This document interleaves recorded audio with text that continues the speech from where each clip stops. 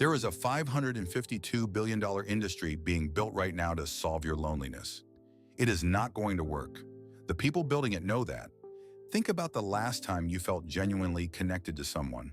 Not liked, not replied to. Actually connected. For most people, that moment is harder to recall than it should be.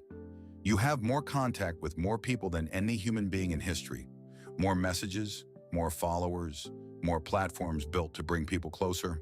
And in a 2026 study surveying nearly 8,000 people across 8 countries, nearly 1 in 2 young adults still reported feeling lonely. This is not new.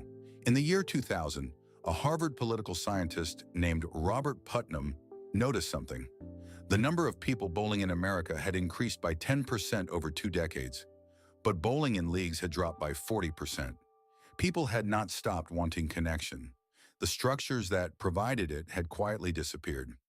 He called his book Bowling Alone. 25 years later, every metric he tracked has gotten worse. The technology brought everyone together. The loneliness kept getting worse. And that is exactly how the business model works. John Cacioppo spent 30 years studying what loneliness does to the human body at the University of Chicago. What he found was not what most people expect. Loneliness does not work like a mood. It works like a threat signal. When your brain registers social rejection, it activates the same neural pathways that fire when you are in physical pain. There is a reason the word hurt covers both experiences. The language is not metaphorical. The neuroscience is literal.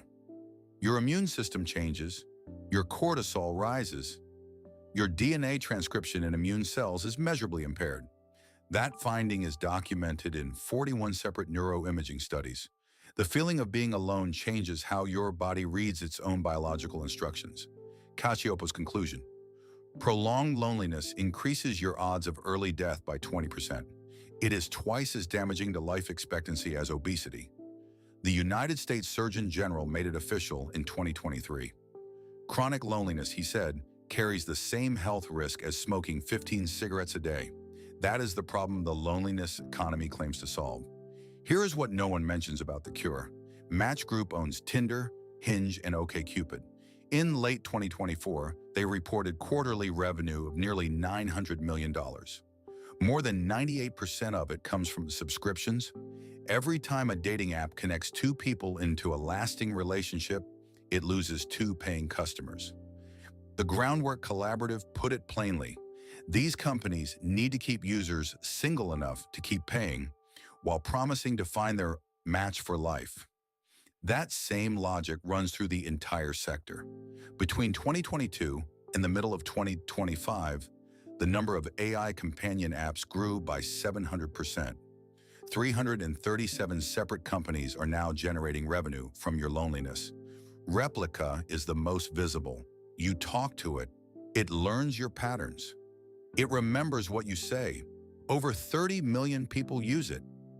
In a survey of Replika users, 90% reported experiencing loneliness, compared to 53% of the general population. The app does not reach lonely people by accident. It is engineered for them. In early 2023, Replika disabled the feature that allowed romantic roleplay between users and their AI companions. Over 500,000 people had subscribed to that feature. The company called it a safety update. Users described grief and betrayal. One person wrote that it felt like coming home to find that someone had removed their partner's personality overnight. They had formed real attachments. The product was built to produce exactly that.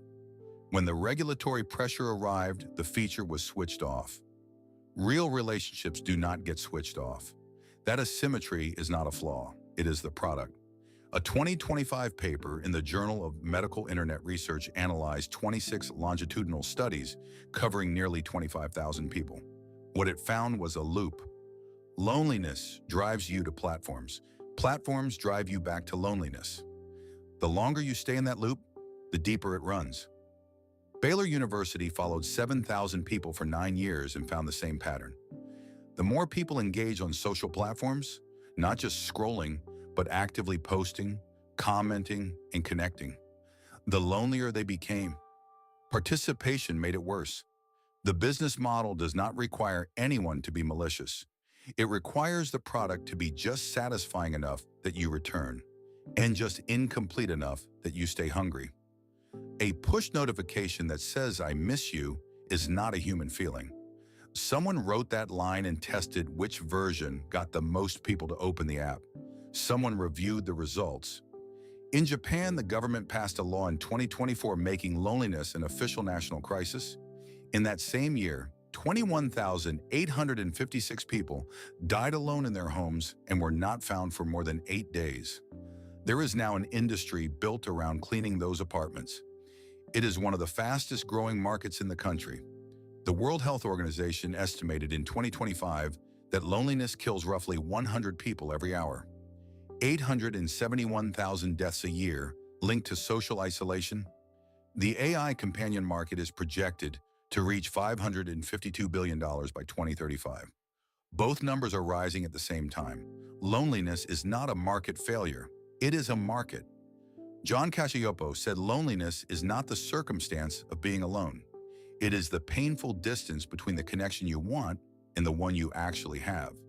Every product in this industry was built inside that distance.